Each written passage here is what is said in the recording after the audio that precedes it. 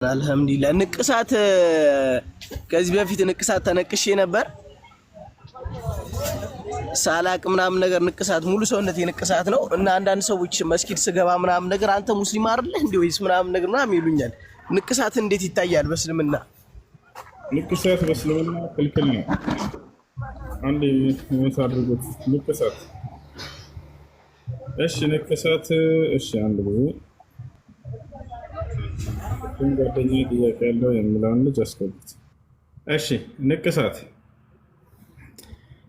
لعن رسول الله صلى الله عليه وسلم النامصة والمتنمصة والواصلة والمستوصلة والواشمات والمستوشمات والمتفلجات من الحديث متى يا الله ملك تنيا نبي صلى الله عليه وسلم نقصات يمين نقصنا የሚያስነቅሱ ሰዎችን ቀንደብ የሚቀነድቡና የሚያስቀነድቡ ሰዎችን ልክ እንደው ጸጉር የሚቀጥሉና የሚያስቀጥሉ ሰዎችን ፍንጭት የሚፈነጩና የሚያስፈነጩ ሰዎችን እነዚህን ረግማቸው ማለት ወንጀሉ ከተላላቅ ወንጀል መሆኑን መግለጽ ነው። እሺ መራገም ሲባል እዚህ ቦታ ላይ እንደው እርግማን ይስፈንበት እያሉ እየተራገሙ ሳይሆን ነብዩ ሰለላሁ ዐለይሂ ወሰለም ወንጀሉ ከተላላቅ ወንጀል መሆኑን ለመግለጽ ነው። ከማ ቃለ ሸይኹል ኢስላም ኢብኑ ተይሚያ ረሂመሁላህ ተዓላ አንድ ወንጀል ተጠቅሶ በቁርአን ወይ በሐዲስ ላይ ይሄን ያደረገ ሰው አላህ ረግሞታል፣ ነብዩ ሰለላሁ ዐለይሂ ወሰለም ረግሞታል ከተባለ እርግማን አይደለም። ያ ነገር ከተላላቅ ወንጀል መሆኑን ለመግለጽ ነው። በዚያም ቅጣት እንዳለባቸው ለመግለጽ ነው። ታቻለ አይደል? ከነዚህ መካከል ለምሳሌ 24 ሰዓት ሺህ ጊዜ ሲያነሱት የሚኖሩት የክርስቲያን ሰባኪ መምህሮቻቸው በሱረት ተውባ ላይ የሚገኘው ምን የሚለው አንቀጽ اتخذوا احبارهم ورهبانهم اربابا من دون الله والمسيح ابن مريم كسوفت من የሚለው አንቀጽ وقالت اليهود عزير ابن الله وقالت النصارى المسيح ابن الله ذلك قولهم بأفواههم يضاهئون قول الذين كفروا من قبل قاتلهم الله أنى يؤفكون يبلي قرآن أنكس هنا قرآن أنكس بمانسات شيء كل كذي بكا الله يرجع مال سيلو سنتاشو توك الله تفاتشو يالا الله تفاتشو يلال يا ስለዚህ እኛ ረግማን ክርስቲያኖች ረግማን ይላሉ አይደል? በዚህ አጋጣሚ እናንሳላችሁ ይላል።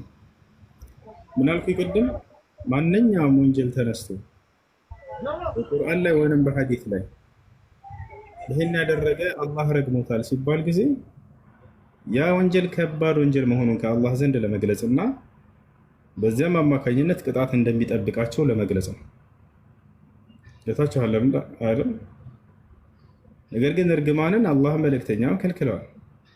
ገብታችኋል አይደል? ከልክለው ሳሉ ታዲያ ተረግሟል ሲባል እርግማን ታስቦበት ነው? ላ አይደለም። ይህ ከተላላቅ ወንጀል መሆኑን ለመግለጽ ነው። እዚህ ቦታ ላይ ምንድነው ያደረጉት ወንጀል ታዲያ ከተባለ አይሁዶች ምን አሉ? ዑዘይር የአላህ ልጅ ነው አሉ። ክርስቲያኖች ምን አሉ?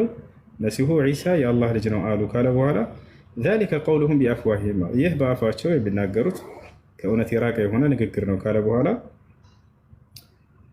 قاتلهم الله يضاهئون قول الذين كفروا من قبل እነዚያ ከነርሱ በፊት ያሉትን የካዱትን ሰዎች ንግግር ይመሳሰላሉ ካለ በኋላ ከነርሱ በፊት ይሄ ነገር የተባለ ስለሆነ ማለት ነው አምላክ ልጅ ያዘ እያሉ ቀደምት ስተት ላይ ያሉ ሰዎች ይሄንን ይሞግቱ ነበር ይናገሩ ነበር። قاتلهم الله አለ። አሁን እዚህ ቦታ ላይ አላህ ያጥፋቸው አለ። ምን ማለት ነው አላህ ያጥፋቸው ማለት? አይ اللعن የአላህ Subhanahu Wa Ta'ala እርግማን ይስፈንባቸው ማለት ነው። እርግማን ማለት ነው ባልኩ ይቀደም እርግማን አንድ ኃጢአት ተገልጾ በቁርአን ወይም በሐዲስ ላይ ይሄን ያደረገ አላህ ረግሞታል ሲባል ጊዜ ምንድነው ከተላላቅ ወንጀል ከከባድ ወንጀል መሆኑን ለመግለጽ ነው ያ ወንጀል። ከዚያስ እርግማኑ ምንን ያስከትላል ማለት ነው? ቅጣትን ያስከትላል የትንሣኤ ቀን ማለት ነው። እና ይህ ነው ወንጀሉ ከባድ ወንጀል መሆኑንና የአላህን ቅጣት እንደሚያስከትል ለመግለጽ ነው እንጂ እና በመቀጠልም ውዱ ስታረግ ምናምን ነገር ውዱ አይቀበልም ምናምን ይላሉ። እኔ ከዚህ በፊት ሳላቅ ነበር የተነቀስኩት ምናምን ነገር መጣ ነው አንድ ወደሱ ለመጣ ነው ወንጀል ከተላላቅ ወንጀል መሆኑን ለመግለጽ ነው እና ነብያችን ሰለላሁ ዐለይሂ ወሰለም ንቅሳትን ከለከሉና ተናግረዋል። እዚህ ቦታ ላይ ንቅሳት ለወንድም ለሴትም አይቻልም፣ አይፈቀድም። የጣቶ ማስነቀስ ምናምን አይቻልም። ለምን ከተባለ አላህ የሰው ልጅን ውብ አድርጎ ነው የፈጠረው። ለቀድ ኸለቅነል ኢንሳነ ፊ አሕሰኒ ተቅዊም በእርግጥም የሰው ልጅን በአማረ አቋም ፈጠርኩት ይላል። ነገር ግን የሰው ልጅ ራሱን ያበላሻል። ራሱን ያበላሽ። ማን እንደዛ ታውቃላችሁ? ሰይጣን ወደ ምድር ወረድ በተባለ ጊዜ ይችን ቃል እየተናገረ ነበር።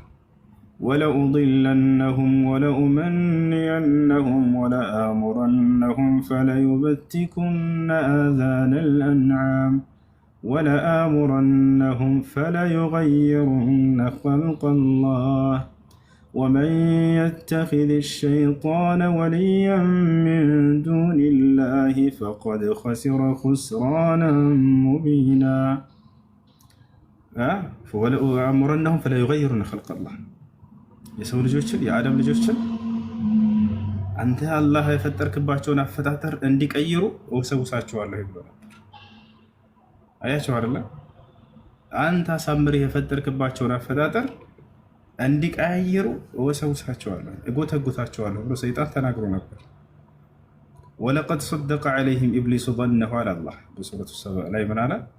ሰይጣንም ግምቱን እውን ያደረገባቸው የሰው ልጆችን አለ ፈተበዑሁ ሰይጣን ተከተሉት እንዳለ ኢላ ፈሪቀን ሚነል ሙእሚኒን ከአማኞች የሆኑ ጥቂት ጭፍራዎች ሲቀሩ አለ እንዳለ የሰው ልጅን ገደል ከተተው ከአላህ ውጭ ሌላን አካል አስመለካቸው የአላህን ትእዛዝ እንዳለ እንዲለቁ አደረጋቸው።